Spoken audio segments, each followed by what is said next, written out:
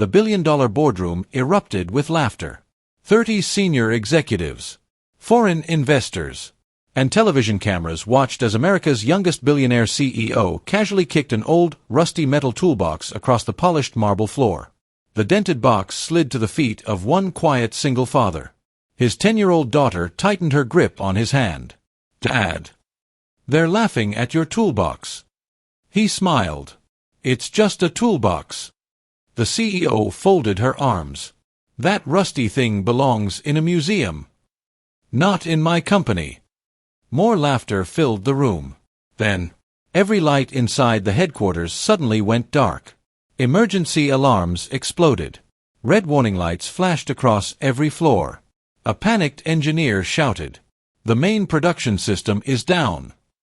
Another executive yelled, "We're losing over $500,000 every minute." The CEO's smile vanished. 40 engineers rushed toward the control room. 9 minutes later, every million-dollar machine was still dead. The room fell into complete silence. The single dad quietly bent down, picked up his old rusty toolbox, and softly said, "May I try?" No one in that room, not even the billionaire who had mocked him, had any idea that the old toolbox lying on the marble floor was about to save her entire $300 million company. The billion-dollar boardroom erupted with laughter. 30 senior executives, foreign investors, and television cameras watched as America's youngest billionaire CEO casually kicked an old, rusty metal toolbox across the polished marble floor. The dented box slid to the feet of one quiet single father. His 10-year-old daughter tightened her grip on his hand. "Dad, they're laughing at your toolbox."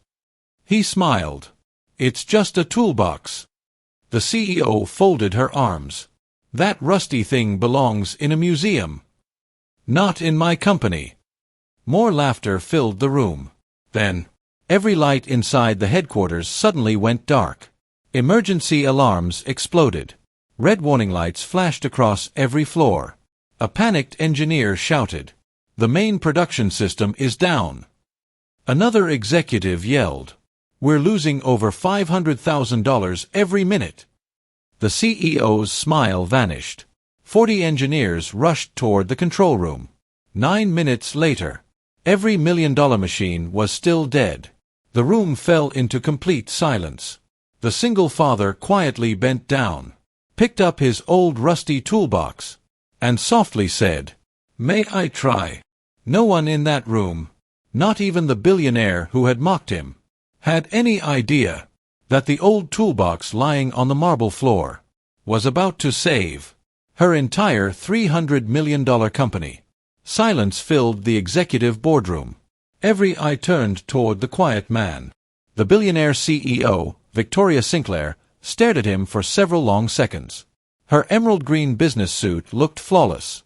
Her confidence. Not anymore. Chief Engineer Ethan Brooks stepped forward.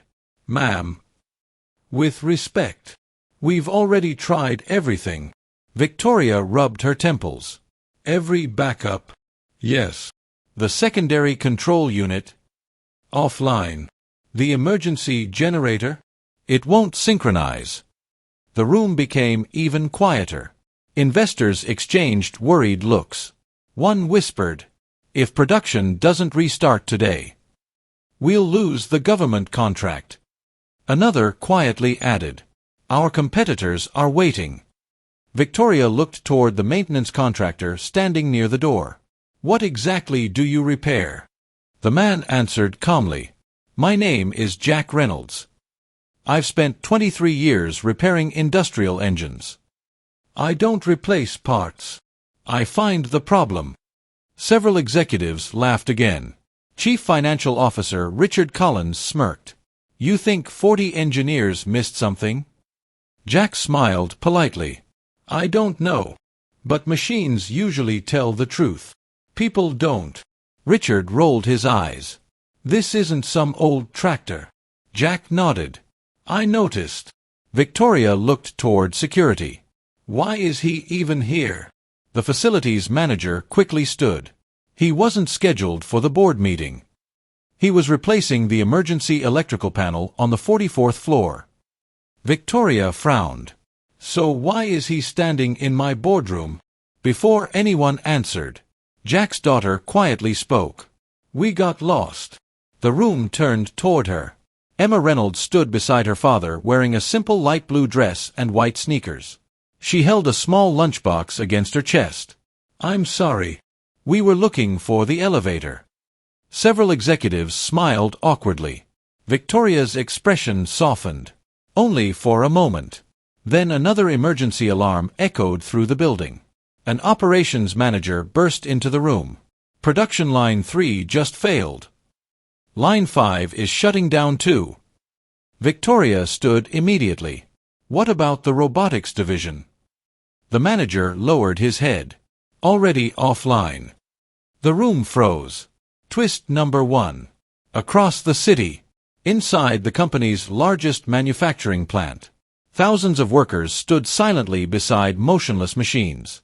Massive robotic arms hung frozen above unfinished aircraft components.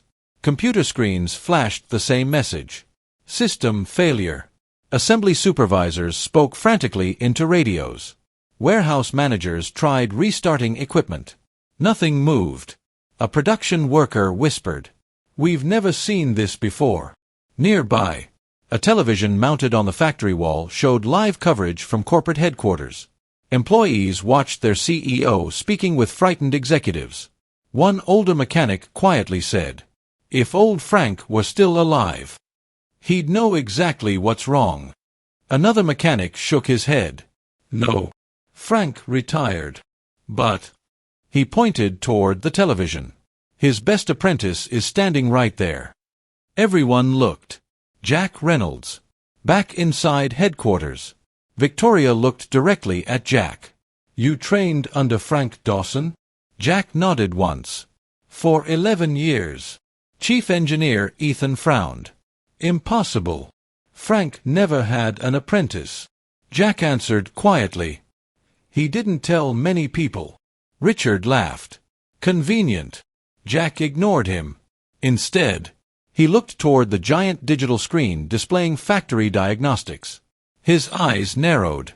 Then he quietly asked, "Has anyone checked the synchronization relay?" The engineering team looked confused. One engineer answered, "That's impossible. It was replaced last month." Jack nodded. "Exactly." Silence. Ethan frowned. "What do you mean?" Jack calmly replied, "New parts fail. Old parts usually warn you first." The room became silent. Victoria slowly folded her arms.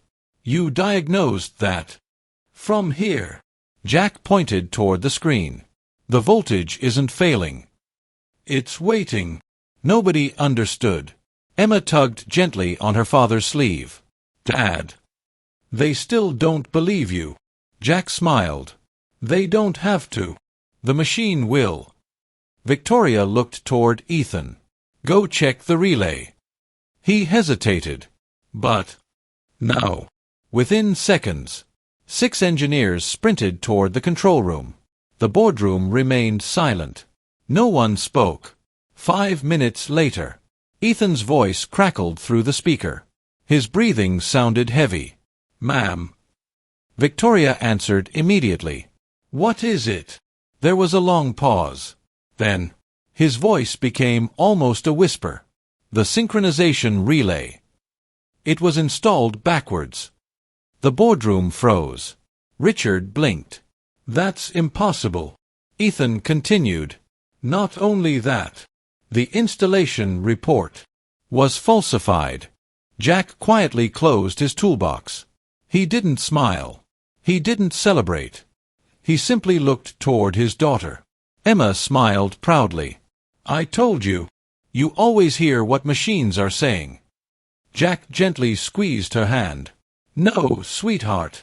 They're just finally listening." And across the boardroom, Victoria Sinclair realized the man she had mocked for carrying a rusty toolbox might be the only person who could uncover a problem far bigger than a broken machine. Ethan's voice still echoed through the boardroom speakers. The synchronization relay. It was installed backwards. And the installation report was falsified. The room became deathly silent. 30 executives looked at one another. No one knew what to say. Victoria Sinclair slowly turned toward Jack Reynolds, the same man she had mocked only minutes earlier. "You knew?" Jack answered calmly. "I suspected. You don't accuse people until the machine proves it." Richard Collins folded his arms. "So now you're an investigator too?" Jack looked at him. "No. I'm a mechanic. Machines don't lie. People do." Several executives lowered their eyes. Twist number 1. At that exact moment, another alarm echoed through headquarters. A young systems engineer burst into the room. "Ma'am, the relay wasn't the only problem." Victoria frowned. "What now?" The engineer swallowed hard. "Someone remotely disabled every backup circuit." Silence. "What?" The commands came from inside our own network. Every executive froze. Someone inside Sinclair Dynamics had sabotaged the company. Richard immediately spoke. "This has to be cyber terrorism." The engineer shook his head. "No. The security credentials belong to." He hesitated. Victoria stepped closer. "Belong to who?" The young engineer slowly looked across the table. "The Chief Financial Office." Every eye turned toward Richard Collins. Richard laughed nervously. "That's ridiculous.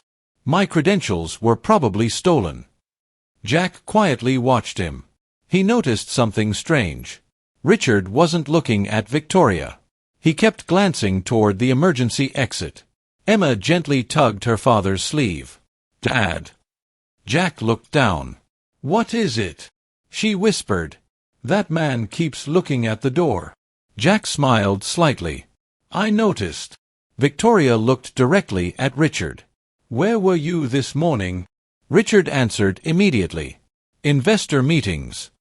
Jack quietly asked. "Until what time?" Richard frowned. "Who are you to question me?"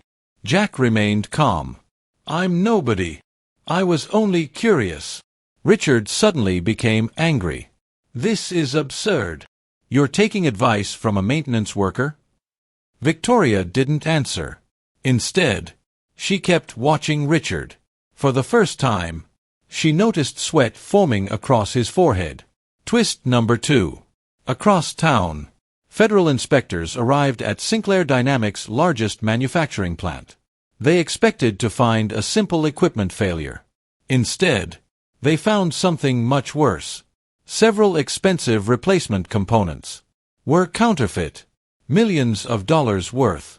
The lead inspector immediately called headquarters. Victoria answered herself. "What did you find?" The inspector's voice sounded serious. "Someone replaced original factory parts with fake imported copies." Victoria couldn't believe it. "How many?" The answer stunned everyone. Almost every critical production line. The room fell silent. Chief Engineer Ethan whispered, "That's impossible." The inspector continued, "The fake parts have been installed over the last 8 years." Victoria slowly looked toward Richard. He had controlled purchasing for exactly 8 years. Jack quietly opened his rusty toolbox. Inside, the tools were old, but perfectly organized. Every wrench, every screwdriver, every measuring instrument had its own place. Emma smiled. Grandpa Frank always said, "A messy toolbox makes careless mechanics." Jack smiled. He was right. Victoria watched them. For some reason, the toolbox no longer looked old. It looked trustworthy. Richard suddenly slammed both hands onto the conference table. "This proves nothing," Victoria calmly asked. "Then explain the counterfeit parts." They weren't my responsibility." Jack interrupted softly. "No. But every purchase needed your signature." Richard's face changed. Only for a second. But Victoria noticed. Twist number 3. The boardroom doors suddenly opened again. A gray-haired man wearing factory coveralls hurried inside. His name was Carl Dawson, former production director, retired 6 months earlier. Everyone recognized him. Victoria looked surprised. "Carl, what are you doing here?" Carl walked straight toward Jack, then smiled. "I hoped it was really you." Jack extended his hand. "It's been a long time." Carl nodded. "Too long." Victoria frowned. "You know each other?" Carl laughed. "I trained him," then added, "Actually, I learned more from Jack than he ever learned from me." The executives looked stunned. Carl turned toward Victoria. 20 years ago, when every engineer gave up, Jack rebuilt an entire production line, using nothing but hand tools. Richard rolled his eyes. "Old stories don't fix today's problems." Carl ignored him. Instead, he handed Victoria a sealed envelope. "I've been waiting 6 years for the right person to open this." Victoria looked confused. "What is it?" Carl answered quietly. "My resignation letter. But I never submitted it." She opened the envelope. Inside wasn't a resignation. It was 40 pages of evidence. Purchase records, internal emails, fake invoices. Every page carried one signature. Richard Collins. The room froze. Richard's breathing became heavier. Victoria slowly raised her eyes. "Richard, is there anything you'd like to explain?" Richard remained silent. Jack quietly closed his toolbox, then looked toward Emma. She whispered, "Dad, is it over?" Jack gently shook his head. "No, sweetheart. The hardest part hasn't even started yet. Because somewhere deep inside Sinclair Dynamics, the real mastermind behind the sabotage had just realized Richard Collins was about to be exposed, and he was already making plans to erase every piece of evidence, including the only man who knew how the entire scheme actually worked." Jack gently shook his head. "No, sweetheart. The hardest part hasn't even started yet. Because somewhere inside Sinclair Dynamics, the real mastermind behind the sabotage had just realized Richard Collins was about to talk, and he was already moving." The executive boardroom remained silent. Victoria Sinclair slowly closed the evidence folder. 42 forged invoices. 8 years of counterfeit equipment. Millions of dollars stolen. Every page carried Richard's signature. She looked directly at him. "Tell me, were you working alone?" Richard smiled. For the first time, he didn't look nervous. He looked relieved. "No." Before anyone understood why, the lights went out again.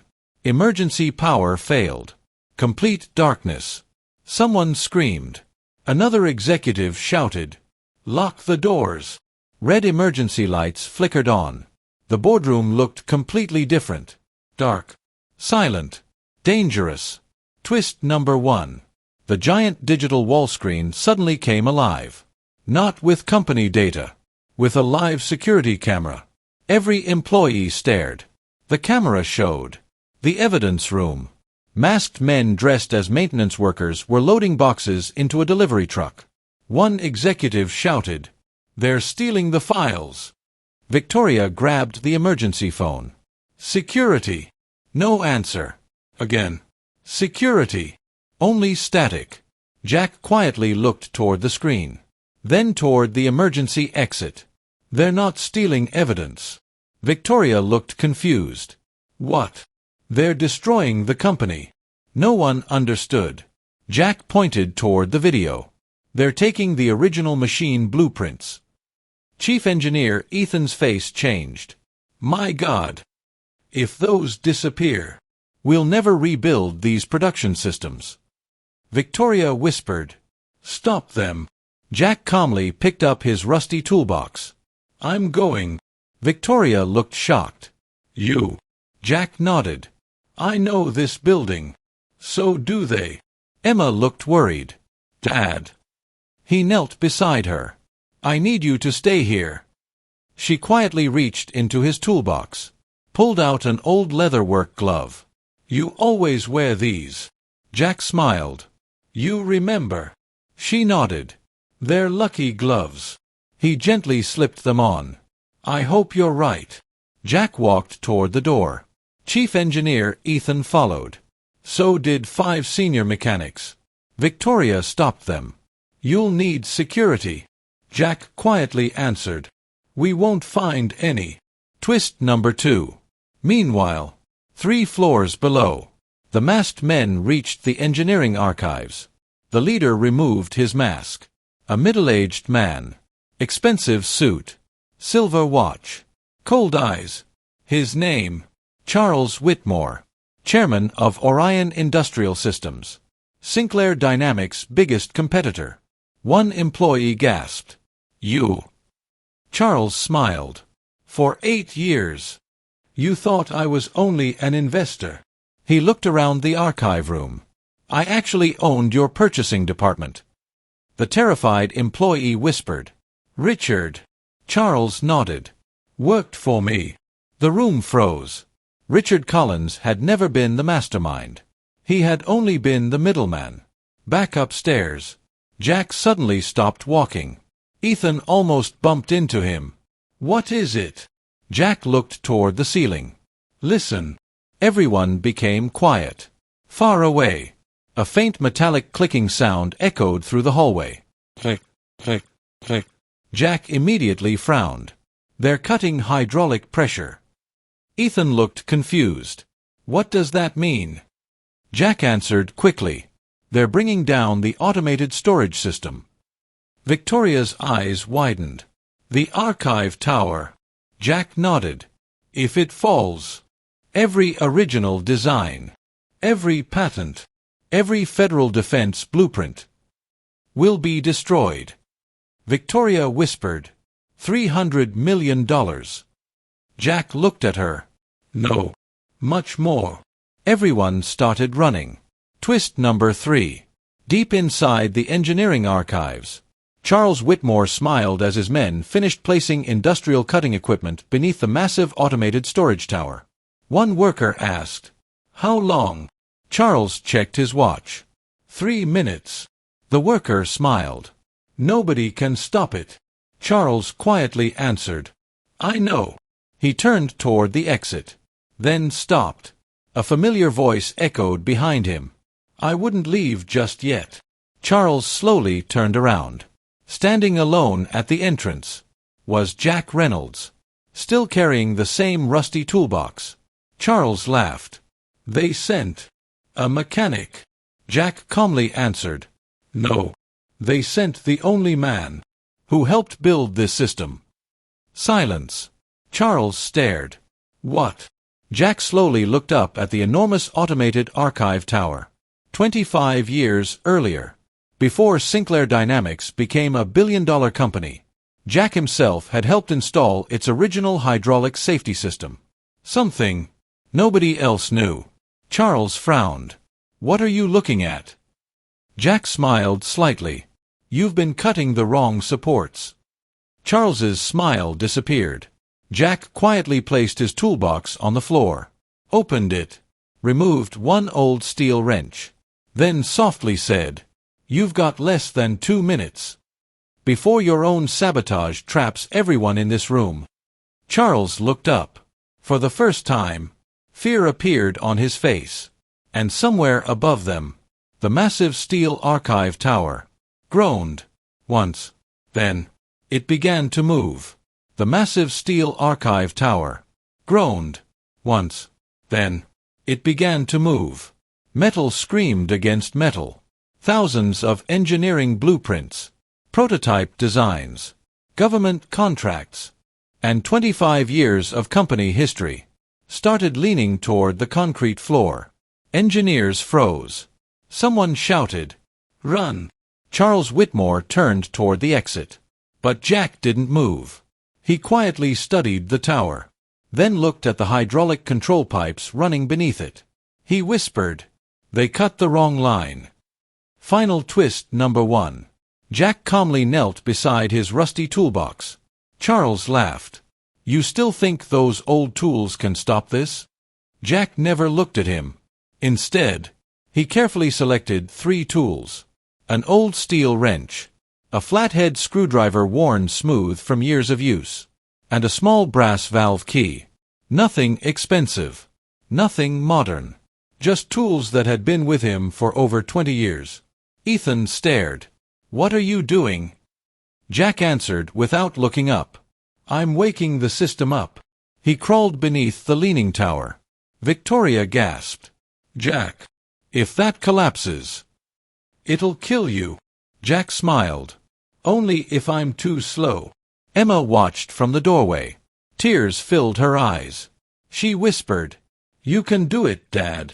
Jack reached the emergency hydraulic release. Exactly where he remembered it. Hidden behind a steel panel. No engineer had looked there, because none of them knew it existed. He inserted the brass key. Nothing happened. He turned it again. Still nothing. Then, he struck the valve once with the old wrench. A loud metallic click echoed through the room. Hydraulic pressure surged back through the system. The leaning tower slowed. Then, very slowly, returned to its upright position. The room fell silent. Thousands of blueprints, worth hundreds of millions of dollars, had been saved. Charles Whitmore stared in disbelief. Impossible. Jack climbed to his feet, covered in grease, holding the same rusty wrench. The old systems were built to protect people. You only learned how to exploit them. Final twist number 2. Sirens filled the building. This time, real police officers, federal investigators, and corporate fraud agents rushed into the archives. Charles tried to run. 2 agents blocked the exit. Richard Collins collapsed into a chair. It's over. The lead federal investigator walked directly toward Victoria. We've reviewed the emergency evidence. He held up Carl Dawson's folder. It matches financial records we've been investigating for 3 years. Victoria looked shocked. You already knew. We suspected. But we never had someone who understood the machines well enough to explain how the sabotage worked. The investigator turned toward Jack. You just connected every missing piece. Charles lowered his head. Without another word, he was placed in handcuffs. As officers escorted him away, every employee lining the hallway applauded. Not the billionaire. Not the executives. The mechanic. Emotional climax. Later that evening, production line 3 restarted. Then line 5. One by one, every machine came back to life. Throughout the factory, workers cheered. Some hugged each other. Others wiped away tears. The giant production screen displayed one message. System fully operational. For the first time in nearly 12 hours, Sinclair Dynamics was alive again. Victoria stood on the factory floor, watching thousands of employees return to work. She quietly walked toward Jack. He was closing his rusty toolbox, exactly as he had opened it that morning. Every tool returned to its place. Victoria spoke softly. I owe you an apology. Jack looked up. You don't owe me anything. Yes. I judged you before I knew you. She took a deep breath.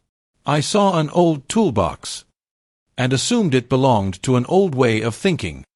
Jack smiled. My father gave me this toolbox when I was 19. He said, a mechanic's value isn't measured by the shine on his tools. It's measured by the hands that use them. Victoria looked down at the dented metal box. For the first time, she didn't see rust. She saw decades of experience. Emma walked over and slipped her hand into her father's. Victoria knelt in front of her. I'm sorry they laughed at your dad. Emma smiled. I wasn't worried. Victoria looked surprised. You weren't. Emma gently shook her head. My dad always says, the loudest people in the room usually know the least. Several engineers quietly smiled. Even Ethan laughed. I think she's right. The final reveal. The next morning, every major American news network carried the same headline. Single dad's rusty toolbox saves $300 million manufacturing giant. Interviews flooded in. Book publishers called. Television producers wanted exclusive rights. Jack declined every offer. He returned to the same small repair shop where he had worked for years. 3 days later, a black company car quietly stopped outside the shop. Victoria stepped out alone. No cameras. No reporters. Just a simple envelope. Jack looked surprised. What's this? Victoria smiled. A thank you. He opened it. Inside was not a check. It was a new employment contract. Chief Reliability Advisor. He looked up. You want me to run maintenance? Victoria smiled. No. I want you to teach every engineer in this company how to listen before they replace. Jack was silent. Then he looked at Emma. What do you think? She grinned.